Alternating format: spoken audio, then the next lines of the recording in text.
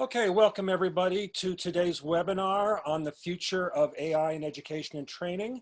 I'm Lewis Johnson, the host of the overall series. I have with me today Neil Heffernan. Neil is calling in from Worcester, Massachusetts, right, Neil? Right. Yes. I wish I was in Hawaii. Right, and I'm here in Hawaii under house quarantine. So happy to speak with you today. Reminder for people who are new to this series, this is part of an ongoing series. On the screen, you see a web link, www.alelo.com/AIED. If you go to that link, you can see recordings of previous webinars, including previous webinars that Neil has done and I have done. But our focus today is on the impact of COVID-19 on teaching and how AI can help. And this is something that Neil and I have both been very concerned about, and it's very interesting, as you'll see in this presentation. Although we come from different perspectives, we've come to common conclusions in terms of what the problems are and how AI can assist. So Neil, you've mainly been working in math at the middle school level, right?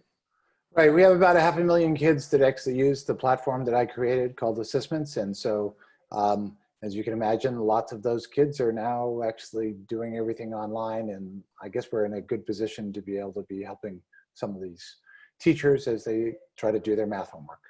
Absolutely.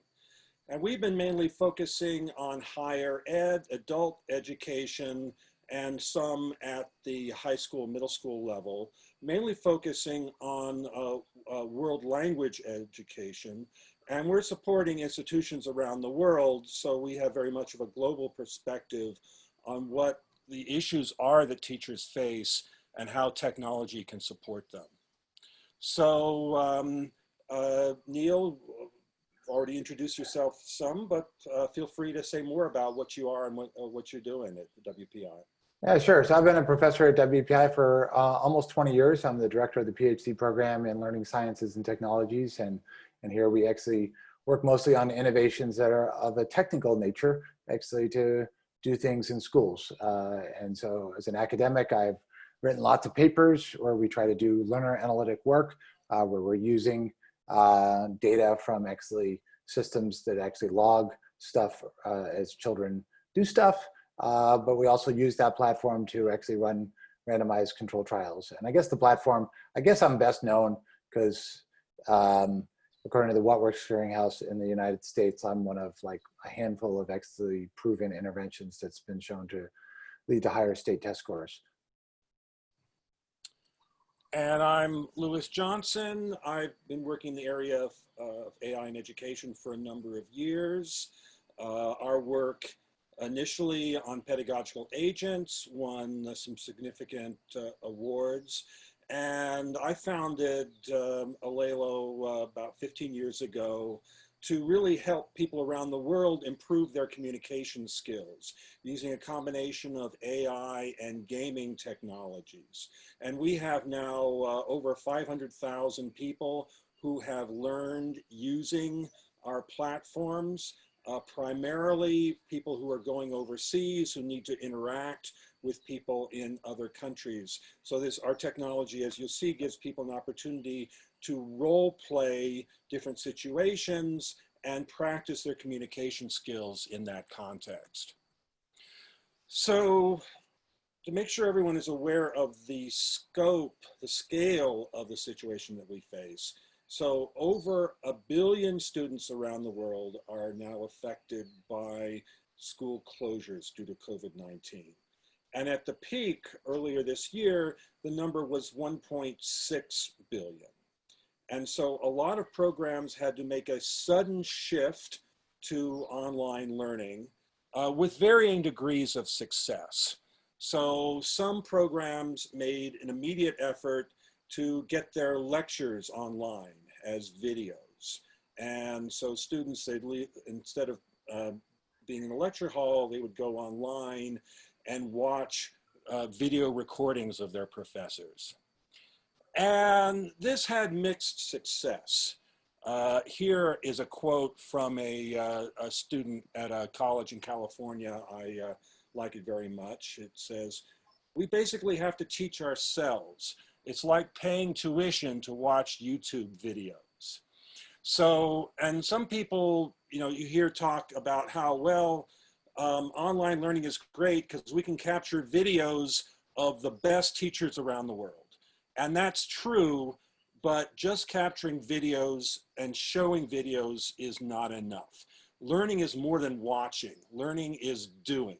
And we will talk about that in the course of this, this session. A lot of schools have transitioned to online classrooms using Zoom. So it's becoming what's sometimes referred to as Zoom school. And the problem with online learning through Zoom is that the amount of interaction between students and teachers go down. The more people you have in Zoom, the harder it is to connect and interact. And so what we see is that some students perform just fine in a Zoom school environment, but a lot of students are left by the wayside. And so now we can start to see what the effects of that are likely to be over time. So here is a forecast that the Brookings Institution prepared, looking at what is going to be the future for our students when they get back to class in the fall. And this is for expected reading gains. And what we see from these projections is that some students are going to keep on learning, keep on improving. For some students, it will be no better than if they weren't going to school at all. And in fact, come September, when students go back to school, they will be farther behind than they were a year before. So what can we do to prevent this from happening and to redress these increasing disparities in learning that are going to occur? So overall, here are some of the things that we now see are needed to support teaching in the COVID-19 environment and beyond. So first of all, we need good substitutes for classroom activities, things that are a key part of learning, but get lost in the transition to YouTube U or Zoom school. Teachers find that it is harder to assess student knowledge and needs when students are remote, and it's harder to address those needs, particularly the social and emotional needs that a lot of students, if they feel disengaged, if they're losing motivation, it's harder for teachers to work with them and get them back on track. It's harder to keep students engaged and accountable. A lot of students just start losing interest. And the inequities that have existed all along among students and the differences in student achievement are exacerbated in this context. And we need to find ways to overcome that. And finally, we now see there's a need for better teacher professional development and resources to help teachers cope with this new teaching environment, which is different from what they've experienced in the past.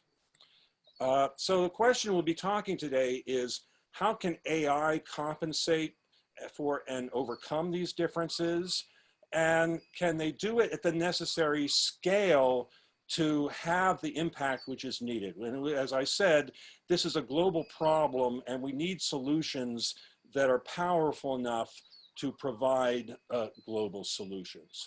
So we'll be referring quite a bit to a couple of examples, systems that we've developed. One of them, ASSISTments. So Neil, tells us some more about ASSISTments and how it fits into this picture. So so I think actually it's interesting. So in one sense, ASSISTments is like an intelligent tutoring system platform where kids get actually feedback that might be a little smarter than your average educational tool. But when I talk to real teachers, I never call it an intelligent tutoring system. I call it actually slightly less dumb educational software. And the teachers appreciate the honesty of like, no computer is an intelligent tutor. And so let's not pretend it is. But anyways, you could spend a lot of time putting your energy into making the computer actually replacing the teacher. Or you could actually figure out, oh, how do we use AI to actually figure out like the best way for the computer and the teacher to work together? There's a guy, Walter Isaacson, wrote a really great book on the innovators, where he makes this good distinction between artificial intelligence that is meant to replace actually something like computer-based chess programs versus actually artificial intelligence that's used to augment actually human intelligence, that is the computer and the human together. You might think like, oh, what if we actually gave actually a human, Gary Kasparov, chess player, also a computer? Do they work better together? Some data suggests that that's a really good idea, by the way. But most of us have stopped, and we mostly think, oh, let the computer play chess. But I think of it as like, when can we use the AI to figure out when we should actually tell the teacher to go talk to this child? And so we have a project around that called Driver's Seat that actually has that general issue. But anyways, ASSISTments, the big picture, there's like, as I said, there's 500,000 kids that use ASSISTments as part of their classroom instruction.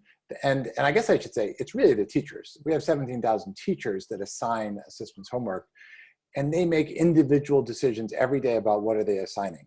Because I'm a big believer that we want to do something very different than some commercially available products like Alex or Cognitive Tutor or some of these others, which is actually focused on these other products take the idea that actually if a child has actually learned a topic, we should actually let them go on and actually learn the next thing. That sounds intuitive. And when I actually tell you, I think that's a dumb idea, I think we need to let teachers decide actually what to assign on a daily basis and keep them in control. I sometimes startle actually some of the people because they're going to assume, oh yeah, let's let the kid go. But what happens when that happens is you go into some classrooms with some of these other technologies. Some kids are on chapter 2 of the book, some kids are on chapter 23, and the teacher just taught chapter 10. And there's no connection between what's happening in the class and what's happening actually in the educational environment. And so anyways, I think we've done a good job of actually dealing with that, even though if you go read the New York Times article that was done on us, the lady who wrote the story, Annie Murphy-Paul, did a killer job because she really captured what we're after. But the editors and the people that make the pictures, they of course jump to, oh, let's label this with a little robot and call it the machines are taking over. Let's scare people into thinking that's what we're doing, when in fact that's not what we're doing at all. Anyways, that's enough about ASSISTments for the moment. Actually, what's on the next slide? Okay, all right.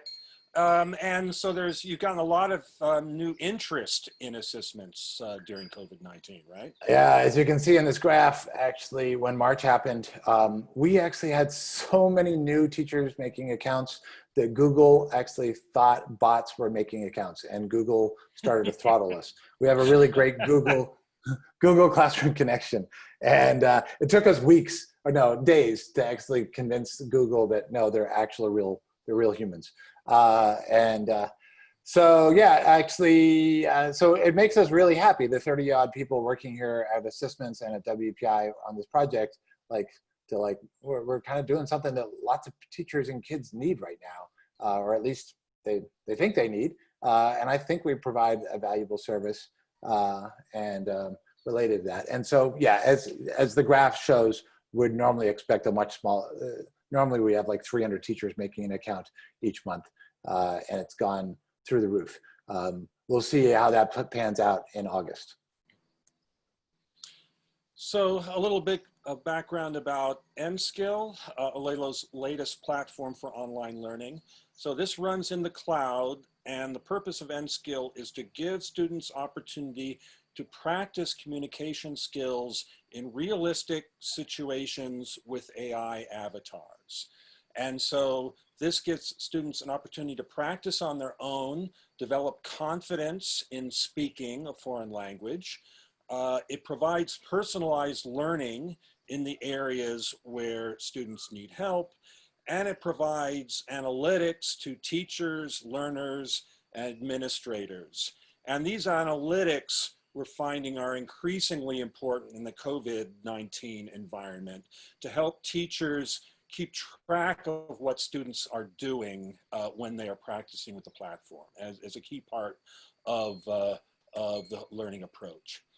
And N-Skill is being used around the world. We have a number of higher ed institutions across Latin America who use it. It's used quite a bit in countries across Europe, the Middle East, East Asia. So we have quite a bit of experience now of what the issues are that teachers around the world are facing in this environment and how we can help. So one of the key things that we now recognize is a key element of a technical solution going forward, and where AI can help a lot, is providing AI-driven substitutes for classroom activities where the computer is providing automated feedback. So students have an opportunity to practice, to apply the skills that they're learning, but they're always getting feedback as they're doing it. So the area where we found this very important is, of course, in communication skills, where teachers around the world highlight speaking and listening as the most important world language skills, and the ones that are most difficult to teach and the most difficult to learn just by watching a YouTube video. So, and what teachers around the world a lot of them are doing is making the best use of the technologies available, such as Zoom. So in Zoom, you can create breakout rooms where you can get groups of students together who can talk and can practice. The problem with this is that the teacher can't be in all these different breakout rooms at once. And even when they are in the breakout room, then their presence can influence the interaction of the students. So although this is certainly helpful, students need more than this, particularly the students who are reluctant to practice on their own, who lack self-confidence in speaking. So this is the reason why we developed N-Skill. And just to give you a quick sense of what this is like, and again, you can go to our past webinar to see it in more detail. The idea is that students can go online on their device. It can be a laptop computer, it can be their mobile phone, and they engage in a realistic conversation with an avatar. So for example, students can practice buying a train ticket at a train station. Hi, welcome to the Metropolitan train station. Where are you traveling to? I'd like to travel to New York. What do you have available? Great, I can help you plan your trip to New York. What day would you like to depart?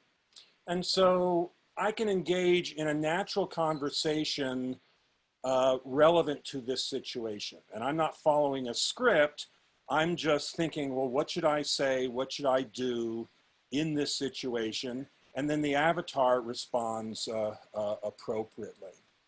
And what we find is that this type of practice is very helpful for students, particularly the feedback that we provide. So at the end of each conversation, students get feedback in terms of their overall score, this mastery score that you see.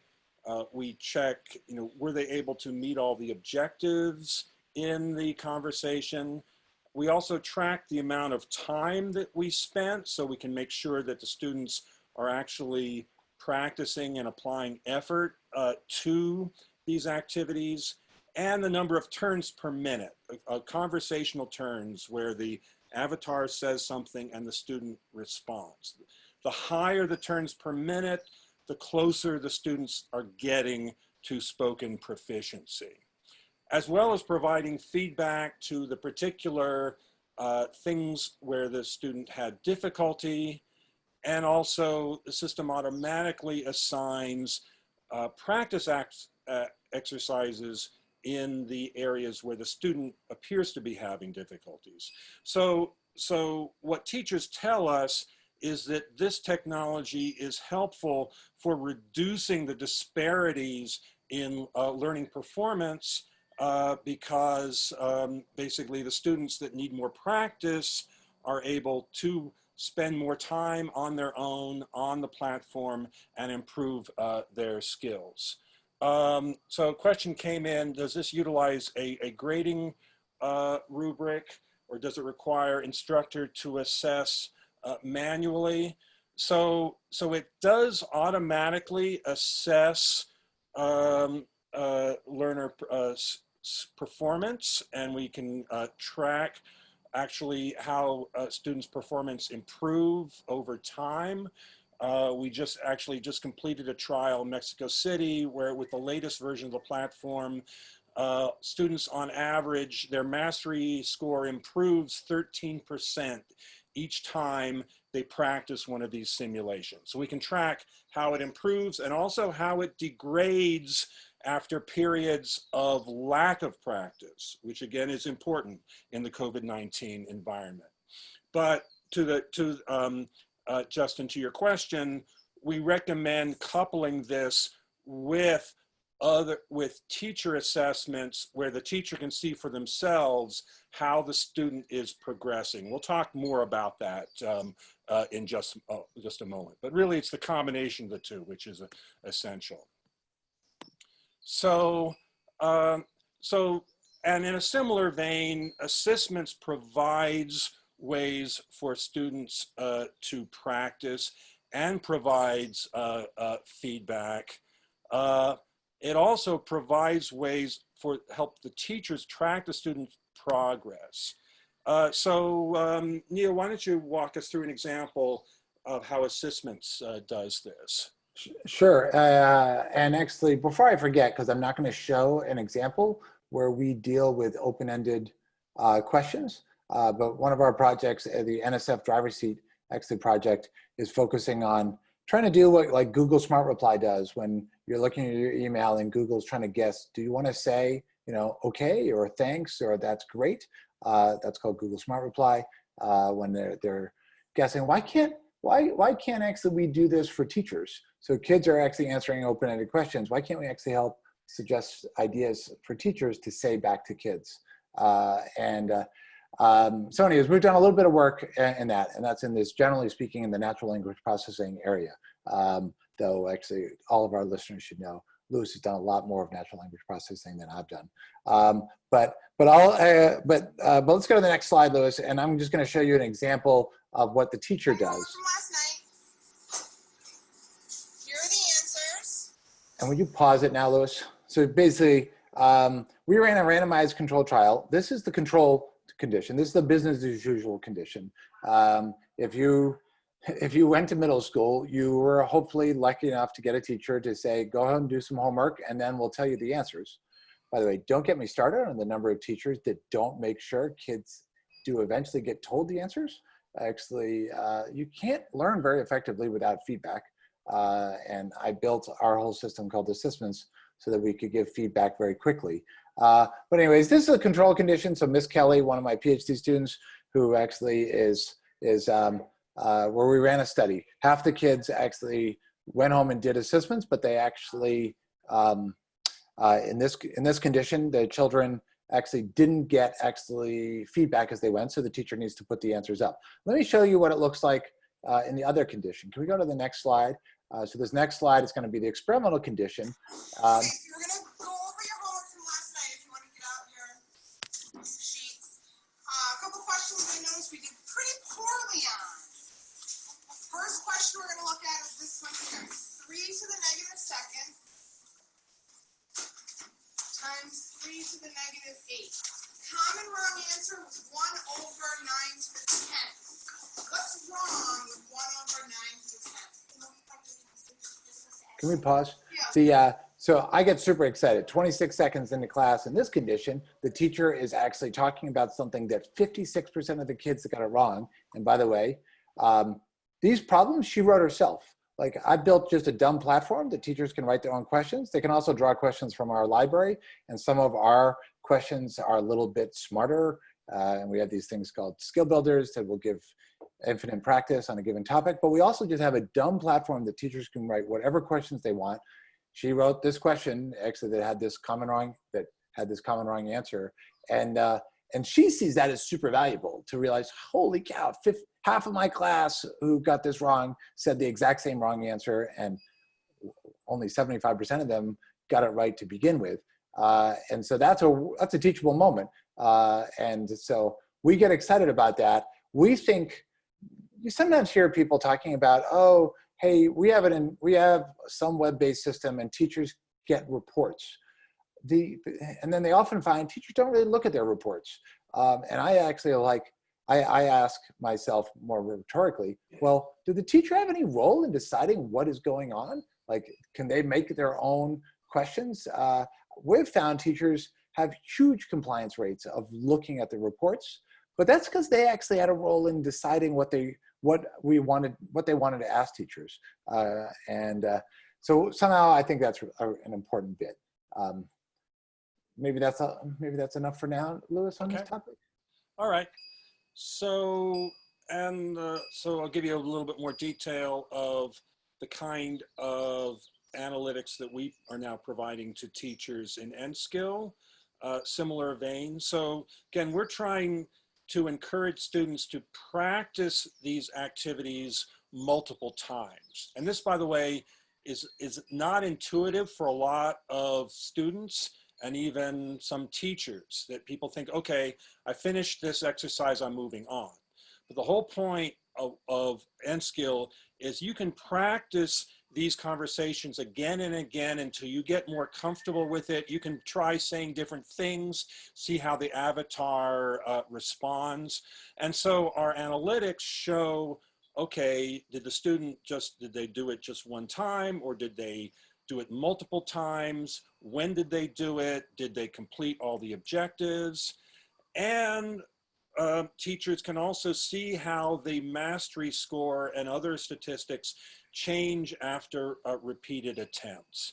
And this can be very helpful for distinguishing the students who are making good progress and the ones who are not. And as I said, the average increase in mastery score per trial is around 13%. But within that, you'll see some students who just try it once and don't try it again. There's some students who try it multiple times, but they're not improving. So that provides good clues for the teacher of which students need further attention. So looking ahead, we also see a need for technologies, tools that will help groups of students to work together, what are called intelligent orchestration systems. So that because we know that a lot of classroom activities are done in groups, and so, but managing a lot of groups online is really difficult. But now technologies are emerging that are making that easier. So what I show you here is a picture from a class that's using an intelligent orchestration system that was developed at Arizona State by Kurt Van Lane's group. Now, so here it looks like the students are all just focusing on their iPad. Well, what they're doing is that they're in a lot of little groups at each table working on a problem together. And the teacher on his tablet can see what all the different groups are doing, can see which students are contributing, which ones are not, and so can jump in, can interrupt in the whole class and say, hey, everybody, here, take a look at what Johnny here is doing. This is a very good example here. And the good news about this is that this type of technology translates easily to an online setting. And in fact, a lot of people who are working on these orchestration systems that in the past were focusing on the classroom now are moving to the virtual classroom. And you'll see more about this in our webinar next week. But this, I think, is part of the overall solution. So now let's talk a little bit about how technologies can keep students engaged and accountable. How to deal with the students who are falling by the wayside, as well as the students who are taking shortcuts. And give you an example of a shortcut that we encounter a lot in the work we do, which is Google Translate. So don't get me wrong, I think Google Translate is a great tool if you're learning a foreign language. But what we find, and what a lot of teachers find, is that when students have homework in language class, is they just get on the Google Translate and try to translate the answer and then post that in their assignment. And so teachers get these homework assignments that clearly were the result of translations as opposed to the students' own work. And so this is an issue even more under COVID-19. We need to make sure that students are doing the work themselves and are not taking shortcuts. This, by the way, is one of the reasons why we track the number of turns per minute in N-Skill, because if the student was going off to the side and using Google Translate, it would take them a long time to respond to each avatar comment. And so we would see that in the turns per minute. So part of what we are looking for, and I think are key to successful AI technologies in the COVID environment, is technologies that make it hard to shortcut your way through.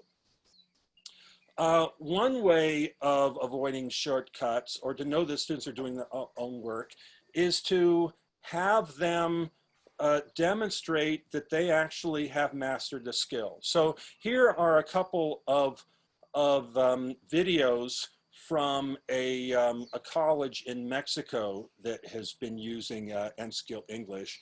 And what they did was very clever, is that they had the students on their WhatsApp, on their mobile device, talk about their experience using Olelo. And let's just listen to one of these students talk here.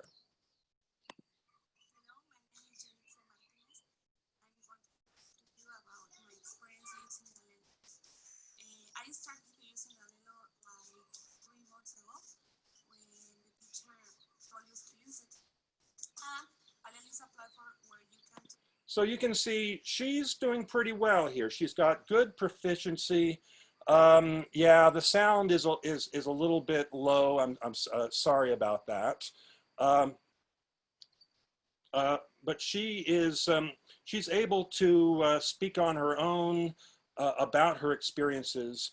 And so activities like this are good indicators that the students are actually developing the skills, and are ways that the teachers can check to confirm that the students really are progressing as they should. Also looking ahead, and you'll see more about this in other presentations in our webinar series, that researchers are looking at how vision technology can be used to track not only the gaze of the students, but also to their focus and their emotional state. Now, are they engaged? Are they applying effort to the task? Do they appear distracted? Do they appear frustrated? And these can be tracked just by looking at somebody's face. Of course, teachers do this naturally in a classroom setting. So now technology can help in the Zoom school setting. Of course, the good news is that in Zoom school, we've got all of these videos of students engaged in learning activities. So there's huge amounts of video training data that can be used to train these algorithms. And so this, going ahead, could well be a key part of an overall solution to make sure that students are staying engaged, or if they're disengaged, alerting the teacher so the teacher can provide the help that those students need. So, so now let's talk a little bit about making the AI accountable to teachers. And this is a common thread, and Neil, you alluded to some extent when you're talking about tools like Alex that are basically teaching students on its own and have no accountability to the teacher as to what they are teaching and when. And this is a big issue that you see with your teachers, right? Yeah, right. And let me actually connect to actually something else. On the previous slide where you were talking about actually computers could be doing AI to detect student emotion, like with faces. It's kind of interesting that we mentioned this on this day where, which big company, was it IBM or whatever, just pulled out of face recognition and due to privacy concerns. I want to point out that actually with some work with my colleague Ryan Baker, who works on sensorless affect detection, he's actually done work where just using the computer logs with no faces, we can do a pretty good job of detecting which kids are frustrated, which kids are bored, which kids are engaged, and we're working hard to try to figure out what's the right way of actually then surfacing that information to teachers. You might think that our first job is, oh, let's make the computer say, why are you frustrated, kid? Or you might think, oh, if you've built this technology, we've started to realize, hey, which content areas in our tool cause the most frustration? We actually learned, by the way, stem and leaf plots were really frustrating to kids. And then we went back and looked at the content, and we thought, wow, these are some complicated ways of talking about actually stem and leaf plots, and that could actually cause us to go change stuff. So building AI systems, you might actually think, if you build a detector of actually who's bored or frustrated, you could use it in multiple different contexts. But we need to make that accountable, that AI accountable to teachers. Teachers need to be able to understand what's going on behind it. And so there's something potentially scary to teachers and our kids. Like, for instance, if the computer just said, oh, it looks like you're bored, or it looks like you're frustrated, then kids are going to be self-reflective about, oh, what do I do with my face, or what do I do with my click screen to make sure it doesn't think I'm bored? And so we've been thinking about how we could actually help teachers.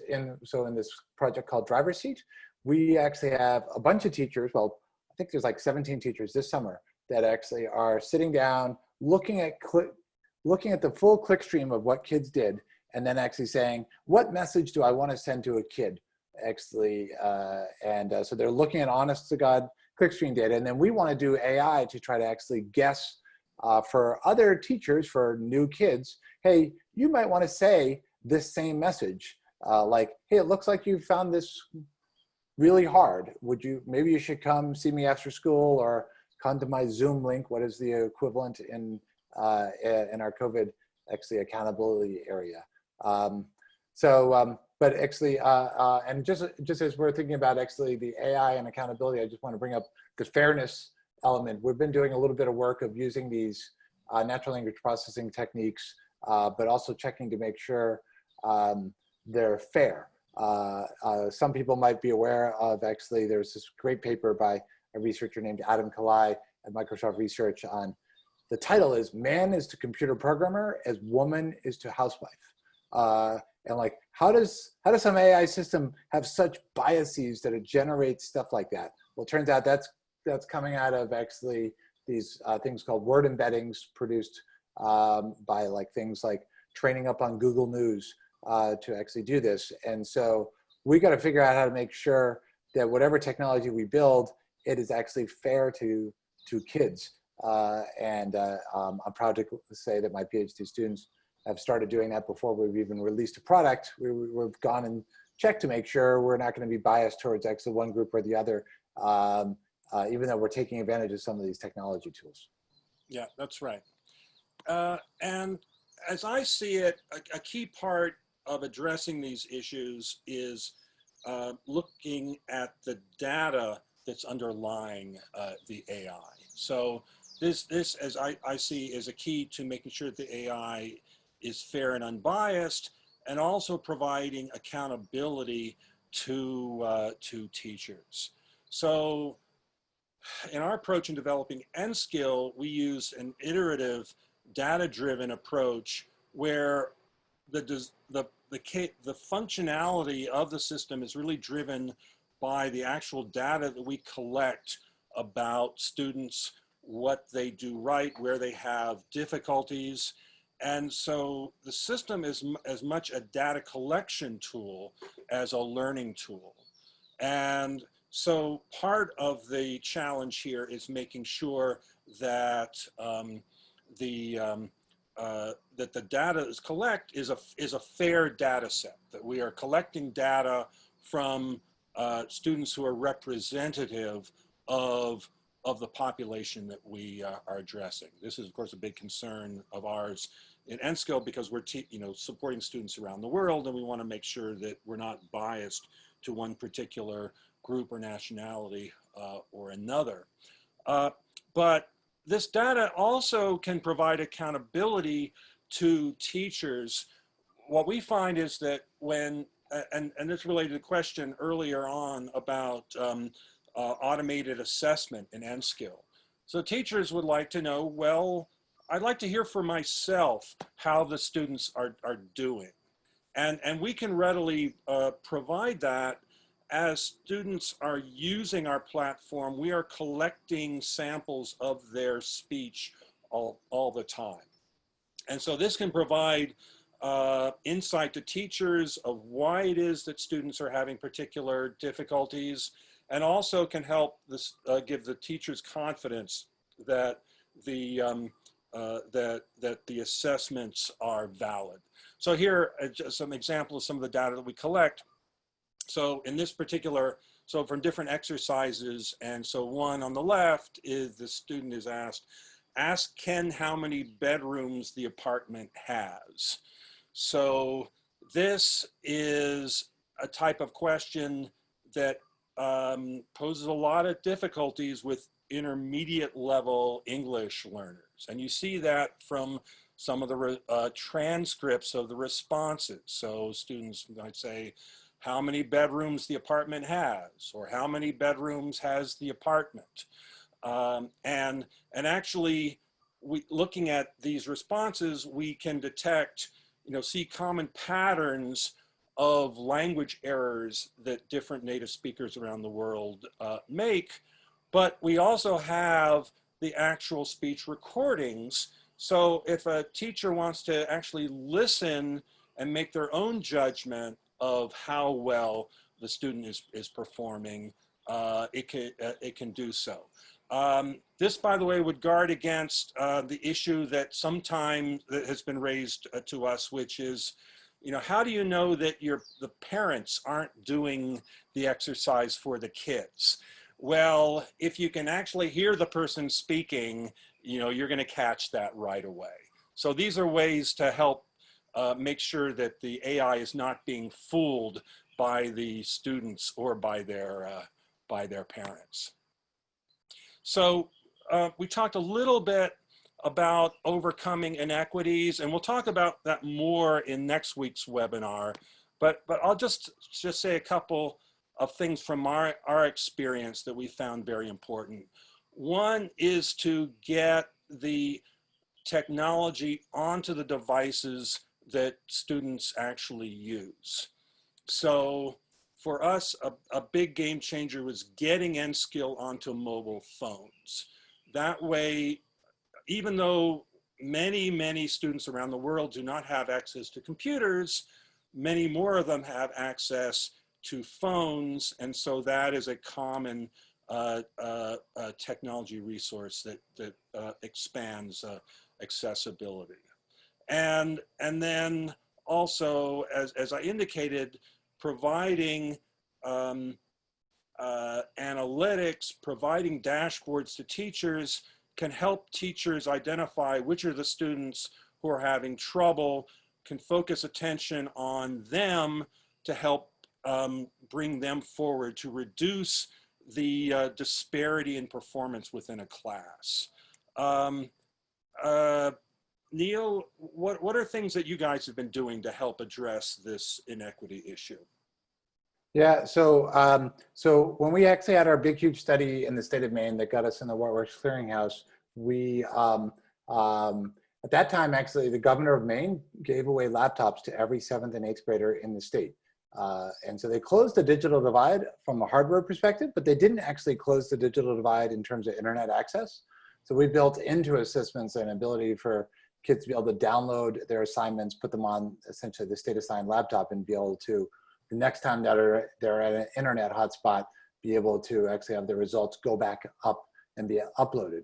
And so there's a little bit of like building tech out for that sort of thing. Another thing on the accessibility side is actually our integrations with Google Classroom and with Canvas and with things like LTI to just make it easy for teachers to not have a bunch of kids with yet another login is, I think, another important thing.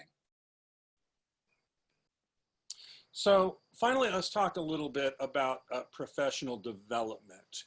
And I think this is a key issue, that where a lot of teachers struggle is where they don't have experience in using online technologies. And so they try to teach the way that they did before in the classroom in this new online setting, and find that results are not what they hoped for. And that really improving teaching practice is part of the overall solution, we think. So Neil, you've been working on this quite a bit. Tell us your experience here.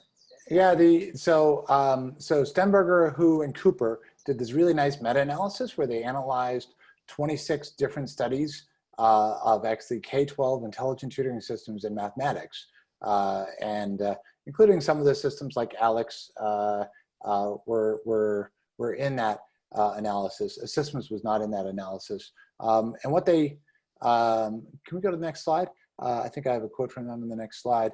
Oh, I don't, but actually I'll just tell it to you, which is actually they wound up concluding that actually these intelligent tutoring systems on average are making really small effects that is not actually having a big difference, and possibly making the achievement gap worse. That is, they were helping higher knowledge kids more than lower knowledge kids. No one went into the field of building intelligent tutoring systems to actually make it worse for actually lower knowledge kids, but we need to be really aware of this.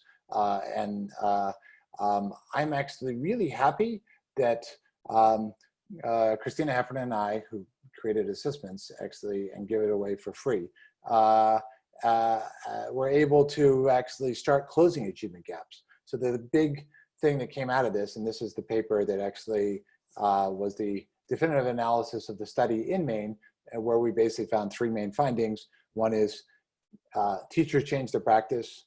2 is actually kids learned actually 60% more than you would otherwise expect if given ASSISTments. And 3, actually, we started closing achievement gaps. And that makes me really happy. I think we really, as a field, we need to pay great attention to that. I think it's really easy to build ed tech that motivated kids take advantage of. If you think about something like edX and MOOCs, like, hey, there's a really few motivated kids sitting in actually Tanzania that might actually take a MIT course, but that's a very different population than actually the bulk of people. And how we design, us platform providers actually have a responsibility to think about how does their platform actually disadvantage or advantage certain different populations. And this is a picture of Aaron Broadus. He was in the Maine study, and actually he every morning he would actually review his item reports actually with his actually kids. In this case, he's got 2 problems that are on the screen. I can kind of tell, and he's looking at the data.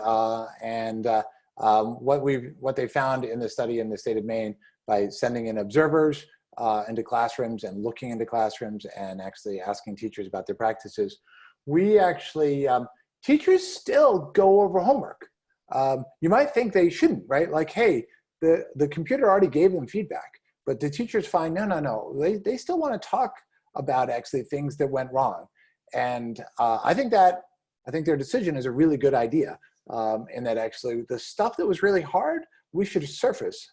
I think it's also really important for the social emotional element. Like, I think being a kid in a class where you last night got all this stuff wrong, and it's really useful to realize, oh, I wasn't the only one. Lots of kids actually made that same error. We were not powered in the big study in Maine to actually reliably say we decrease math anxiety or change students' self-efficacy, but we are now on a new study, and I'm hoping we'll be able to document that, because I think the technology we made helps actually teachers show not just what the kid is doing, but what's happening more globally, and I think that actually could have big social emotional sort of positive impacts. That's really interesting, and it mirrors our experience with N-Skill as well. And I just want to highlight, I talked about in terms of measuring performance, what we don't measure, but what our teachers tell us and what the students tell us is that it gives the students more self-confidence in speaking. And this self-confidence aspect, it's difficult to measure, but this is really part of the equation when we talk about social emotional needs of students, right, Neil? Yeah. And by the way, an interesting opportunity, just thinking about actually the social emotional needs of a student and what you can detect. I see Jack Mostow is actually in the chat. He's actually another researcher in this field that's actually done really great work in actually having kids read a story and then the computer responds. There's a lot of emotional content actually embedded in speech. You can kind of tell frustration versus not frustration pretty easily by actually the spoken word and the prosody that actually happens. And so there's potentially cool stuff that could be done with that. Absolutely. Okay, so this is the conclusion of our material. As I said, this webinar will be recorded, and all the past webinars are also available online at alelo.com/AIED. Next week, we're going to be doing a webinar on how AI can support learners under COVID-19 and beyond. We will record that as well. And also next month, we are going to be leading a panel at the International AI Ed Conference on AI under COVID-19 and beyond. So I encourage you to attend that conference, to join that panel. And Neil, you're going to be giving a keynote at that conference, right? Yeah, so if you want to hear more about me talking about ASSISTments actually, and how we, in particular, how we use actually ASSISTments as a platform to do other research and collaborate with others. If you're a researcher on this call, you might actually want to check out our eTrials infrastructure that allows external researchers to propose studies in our world. Come to my AI and a keynote talk and you'll learn more too. Right. And so if anybody has questions, please enter them in the chat window. Thanks everybody. Thanks again to Jack Mostow. We look forward to hearing you talk next week, where we're going to be getting into the issues of how to provide equitable access to technologies like this worldwide, critical issues there. Any other questions we could answer? While we're waiting for questions, let me ask you a question, Neil. So you've been focusing on middle school. Are you looking at other age groups? What are your thoughts about how your techniques do or do not apply to other age groups? That's a good question. So I've been funded actually 51 times actually, and 50 of those times has been for 7th grade math and once in actually college algorithms classes. So I've kind of been typecast in this role of actually middle school math. I was a middle school math teacher, so I don't really regret it all that much. But we actually, we've been actually seeking funding and support to actually make actually things that would be better for, say, lower knowledge kids. If we're going to work with first graders, there's new question types that actually should actually exist to make it easier for younger age populations. And similarly, we're a platform that actually works really well in mathematics and, say, the computational sciences.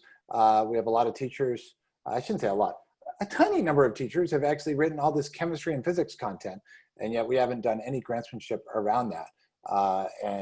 And so we should be thinking about how to actually better transport these environments into new domains. But obviously things like English or social studies, where computers can't grade this stuff nearly as well as we can in math, I haven't actually done as much, and we're probably not as useful as some of the platforms, more like yourself. But we clearly aren't doing anything like the cool work you guys are doing, where you're actually listening to people and then trying to actually say something intelligent in response to them. So a couple questions came up about, so how can we access NSkill, or the laureate speaking simulation? So anyone on this call is welcome to get a trial account and try it out. So go to alelo.com and then go to the NSkill English page, and then you can get information there about how to sign up and try it out. A question came up about how speech processing techniques have changed over the years. And I think this is important development. From what we've seen is, although technology has steadily improved over time, the big difference from our perspective is having technologies available in the cloud that lots of people can use. Because what that means is that, that these systems have access to more and more training data, and this is helping them get better and better. So this has been a big improvement for us. We leverage and build on cloud-based speech and language technologies, whereas in the past, we did it all ourselves. What we found better going forward is to start with technologies that are developed for native speakers, and then how can we adapt that to meet the needs of language learners, which, by the way, is a very different user population, very different data, but of course we're collecting data from those users, those speakers, so that gives them insight in terms of how we can adapt the algorithms going forward.